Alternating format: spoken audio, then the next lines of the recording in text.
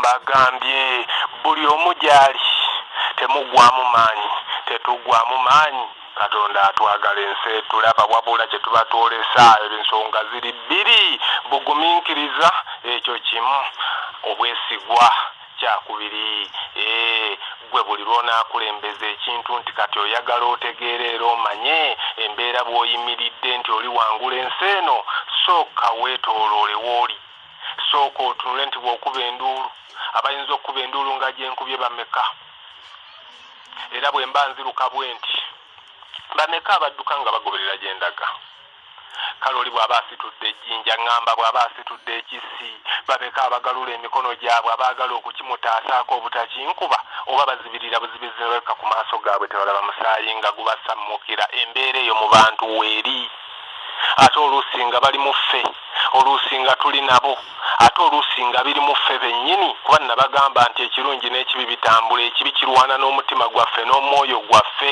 ekyo si kyakutusomesa busomesa naffe tukimanyi nti ekibi n'ekirungi gye kiri kubanga n'ebigambo ebyo ebibiri weebiri era byasangwawo abalala nga tebannajja basitrenje abagwira okiwulira nze njogera nkikkaatiriza nti bannaye amaanyi agammwe amaanyi agaffe tugalina gw'olina amaanyi n'oli alina amaanyi buuza koodi nzigaba okiwulira okole ebyewuunyo oleme genda kutendereza muntu omusembereze ne katonda teri ali musemberera ku nsi nze mbadde mu bintu bino nkoze risaaki yonna tewali yadde akabonero yadde akaki nti olina woyinza okutunula nti gano maka ga katonda kitegeeza katonda nsi eno katonda nsi nnamba kyovola nze katonda muyita nsi kubanga yeereze buli kimu yewaniridde buli nsonga yeesirikidde ebyama yeebunye buli nsonga yonna abangi batambula beemulugunya era nsi buli kyonna ekikolebwa nsi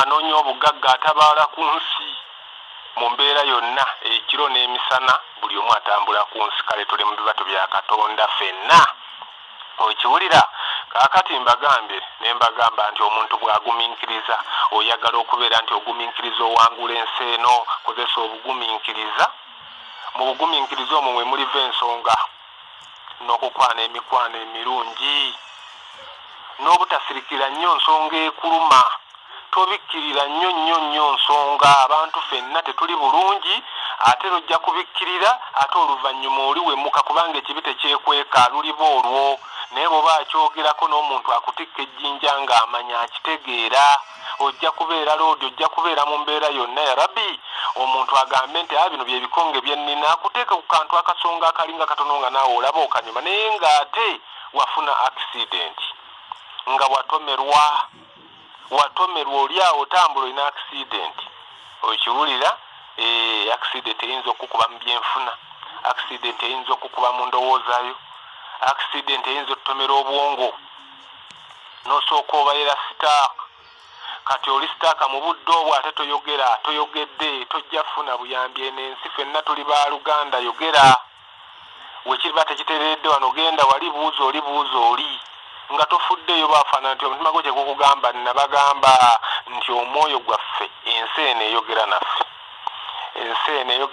era bwe tunaaba nga tubadde tutambulidde wamu naawe gy'oli yonna singa otambulira wamu n'omwoyo gwo n'omutima gwo ojja kutuuka ku buwanguzi batuuke n'okugamba nti wagula ebyokoola bayinza okugamba nti wagula ebyokoola naye ng'oluusi si byokoola bugumiikiriza nakwetegeera nakuwuliriza ow'amazima asinga mu ggwe yeggwe alumirirwa ennyo ggwe yeggwe okiwulira kaakati bw'omala okwetegeera bw'otyo oluvannyuma ensonga ekususseeko ekulemeredde ate ogibuulira omutima gwo gye gugamba kubanga gwogera naawe ate n'oli naye alina omutima ogwo oba omwoyo oyo ayogera nga ggwe bajja kuwuliziganya kubanga embeera y'obulamu bonna mwe bayita okiwulira ensonga gy'oba oleese teba mpya so kaakati ekintu ekyo twekisize yadde akira tunamma naye mu mbeera enyigiriza obulamu bwe ate n'eddolo ojja tutuuka ekiseera tojja kukolimira abantu ate nga tobagambye omuntu atandika bw'ati ensonga ezo zembaze atandika okwambalwa ekibi kyambalira omuntu mu bizibu ate oluusi ne kimwambalira ne mu mbeera endala ekizibu wekizze n'ekibi wekikola ki bwe kijja okiwulira oli abeera n'ebbanja ate waba agira yadde ali mu kyalo nti ate naye nti yakutudde ate neekola kino okiwulira. Kaakati embeera eyo tujje nga tugirwanyisa era tujje nga tulwanira wamu. Lwana n'omwoyo gwo n'omutima gw'omalirire kwe bajja okulabira abakwetodde nabo bamalirire ku ekyo ky'oliko ne bw'otakyogera okiwulira. Oyinza obutakyogerera nnyo naye ekyo kyennyini kijja kweyogerera. Ebikolwa ebyo biri byennyini siteepu zojja otuukako zijja kukufunira emikwano gijja kusinziira ku level kw'oli. Senga obeera ng'olibadde omuntu atannaba kugayiziyizibwa lizikiyo n'ofuna emikwano egirina liziki engazi, ekyo oyisanga emikono mu maaso oba mulonde. Ziba indications eziraga nti senga oyita mu mitendera ojja kubeera ng'abantu abo, kubanga omuntu akwata aliko magnet. Omuntu gwakolagana naye abaako kyamukoppako. Mwoyo ono alina byasaka okuva kw'oli, ge magezi agali awo okiwulira. Kaakati bwe tutambula ne twetooloola ne twebuuza, omuntu akeera enkya oluusi omusajja amulabirira akola ki, naye ensonga ntono omusajja tampahaaga, omusajja oluusi n'atakukiisingako. Ebintu ebyo mubifunye si byakuzannya, njogera ku kintu ensonga yennyini. Omukyala ng'oyo ya Rabbi Allah yamutuuzizza atudde agambye nti nja kugumiikiriza kansiike paani wange, nja kugumiikiriza. Ate nga Allah yamuwunda alabika bulungi, naye azadde abaana baali awo atudde wamu ya Rabbi, naye ali mu kugumiikiriza okiwulira. Okugumiikiriza okwo kwajja agumiikiriza n'ekyo nakyo teyakirina. Era nze kati ffe tusenvudde tutambudde okiwulira. Bwe bukulu bwa mwoyo n'obumalirivu. Nabagamba nti nja kuba nti ntandika n'omuntu yadde nga azze nga tasuubira nti alifuna 10 ku nsi. Abantu gye bali 10 nti kitandika kintu nga takirina, ali anywa ne yeebaka gyebiri. Najja kati olwaleero ayinza okugaanaga nti ate kaakati laba Ssaalongo n'ow'ekkala ya paani amwogedde olw'ekyo kino. Gw'oyinza okuwulira ekkala ya paani eyo gy'owulira ng'ate tetwagirina, tulina mu kuyisa bivulu, tetwagirina. Tusijuddu olw'ensonga eyo eringa entono ate nga nnene era nga naye achievement okiwulira. Gwe okwogeza ebikolo, okwogeza emiddo, okwogeza emiti okiyita kyangu, ebitalina bigambo ezitoogera, ekiteetaaga nti oba mukadde nnyo oba yasoma nnyo oba kiki, naye Katonda akutaasa butaasa, Allah n'akuggulirawo n'abaako kyakulaga n'akwolesa, oluusi n'ayisa amaanyi mu bbanga ne gakola ekyo. Ekyo si kya Bwakatonda, ekyo kya sitaani bannange. Kino mukigeraganya ab'amagezi ag'obuntu ab'emyoyo gyabwe abeetegeerera mu mbeera eyeetegerera ddala nti ntegeera ndi muntu era najjula naggwayo ngeraageranyizibwa ku nsi nnamba. Tugamba tutya nti kaakati gwe geraageranya abavuze ku mmotoka, abavuze ku pikipiki, njageza ku bajaaji. Tosobola kujja kyuma ku bajaaji ne kigolera ku mmeeti n'etambula nga kiri mu kifo eky'omugaso.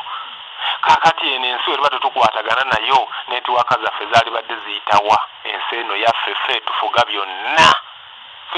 byonna mu ntegeera ey'obuntu, okuva nga tuvudde ku mbeera nti buwangaazi bwa muntu, naye nga tufuna okwolesebwa okulabika nti tuba ba mugaso. Ne kiba nti gweomuntu eyafuna okuba nti nno oli wajjula ogaraganyizibwa nsi nnamba koodi zo zokka n'abalala kuba nti tebabeerera bantu, kuba nti nno bakwasibwa ekisa. Oli neyerekera nesenga nga tuba tukwatidde wamu. Ekyo si kyetaaga nagamba nti oba kino oba kiri, omuntu yeetegerera koodi ye. Buli anaategeera koodi anaakola omulimu gwo naye gwayagala. Abantu ekyo kyekibalemesa okuba nti ki bakuba batya birigi nti ate nedda tokubisa birigi ejja oli ku olopuleeti eno wansi otambula na levo. Mubuulire kubanga bonna si bazimbi, oluusi adde agakubaako kyamanya azimbe ng'ebibye ng'alina kyamanya abantu gye bali, nga ye yadde taakole kintu ayagala akitegeera. Ate ensi bw'eri munoonye okumanya, naye be tunoonyezaamu okumanya oluusi magwa, oluusi mbeera nzibu nnyo.